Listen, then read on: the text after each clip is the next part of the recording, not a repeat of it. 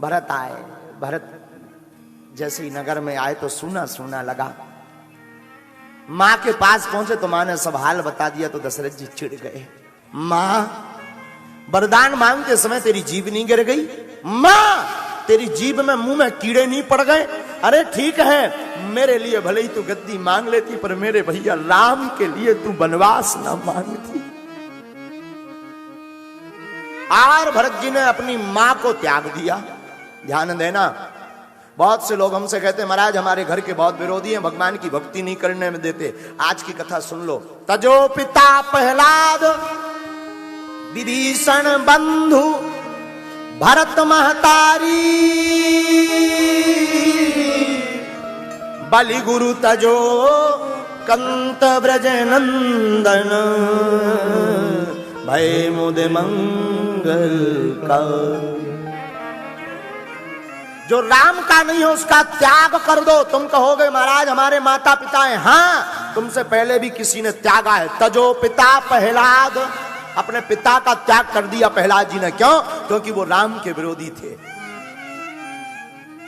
भाई भुजा कहलाती है, और एक ऐसे हुए जिन्होंने भाई का त्याग कर दिया और भाई का वध करवा दिया। क्यों? क्योंकि वो राम के विरोधी थे। कौन? विभीषण बंधु, विभीषण जी।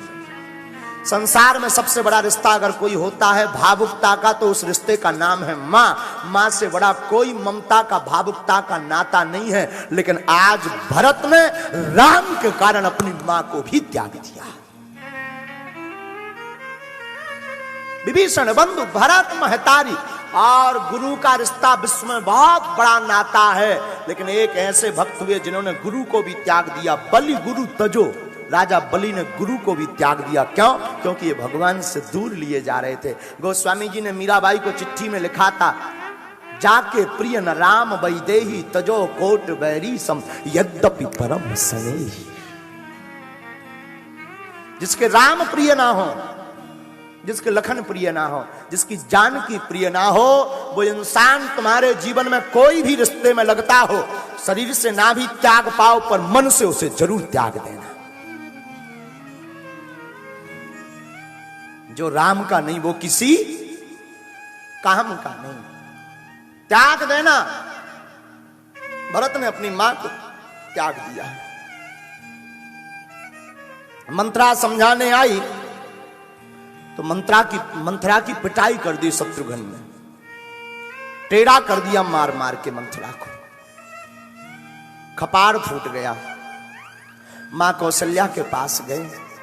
भरत जी की आंखों में आज आंसू है। मां कौशल्या बैठी है, कुछ बोले नहीं। कौशल्या को देख करके भरत जी रो पड़े।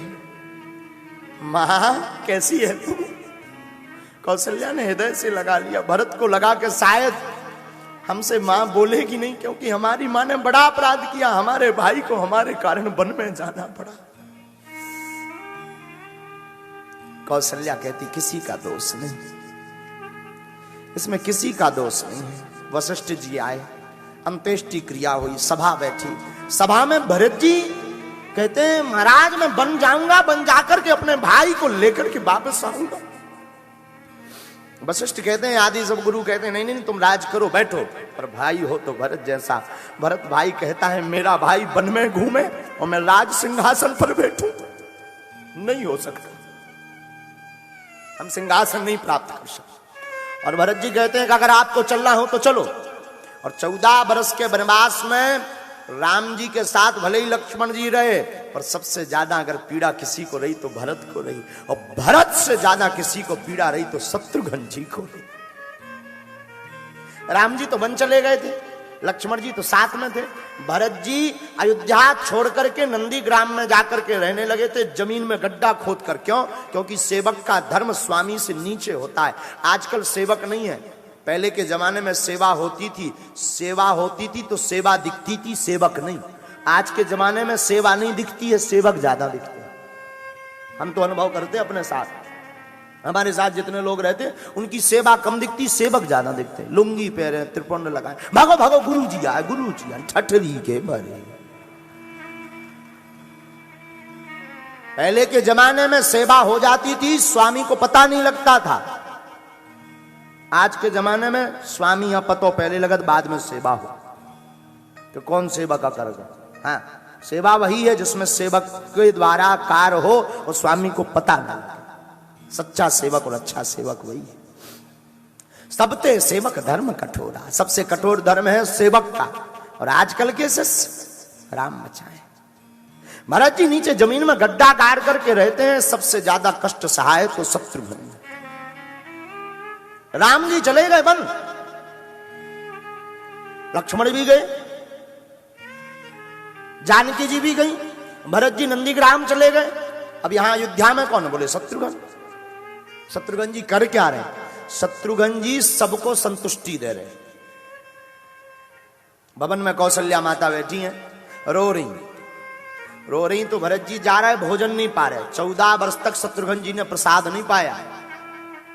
शत्रुघ्न बराबर कष्ट। पूरी रामायण में आप कहीं शत्रुघ्न जी का चरित्र नहीं सुनोगे, लेकिन रामायण में जो भूमिका शत्रुघ्न जी ने निभाई ना, वो किसी ने नहीं निभाई।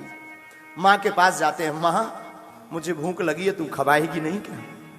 कौशल्या के पास, माँ तू रोती रहेगी? कौशल्या को समझाते।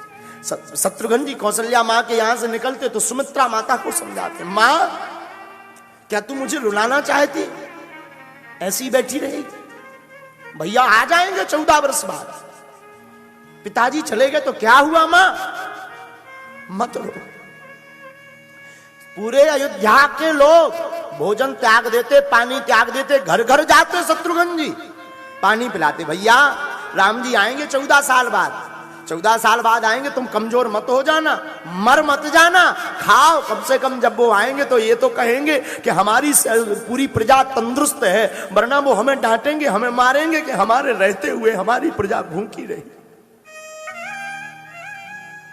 और तो और शत्रुघ्न जी घोड़ों के पास जाते, जो राम जी के घोड़े थे, जिन पर राम जी घोड़ों पर बैठा करते थे, जो रथ में निभो करते थे, वो घोड़े भी ने खाना बंद कर दिया, पानी पीना बंद कर दिया, सूख गए घोड़े।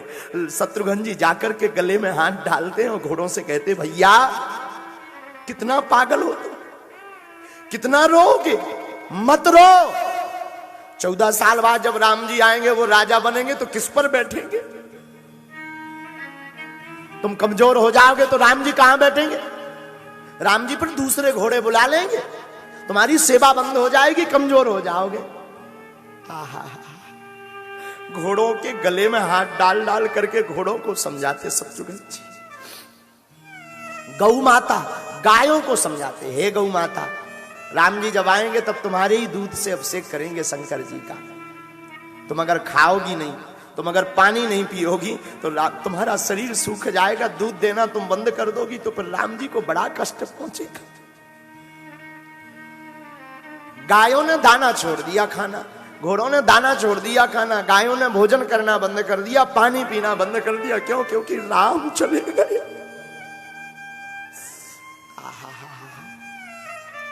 भरत जी सोए नहीं, रातों भर घूमते रहते, कोई भूखा तो नहीं है, कोई प्यासा। सबसे श्रेष्ठ धर्म है रामायण में शत्रुघ्न जी का।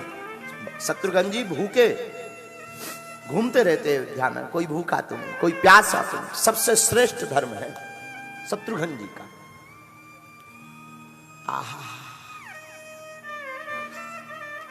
भरत जी मनाने को राम जी के पास गए।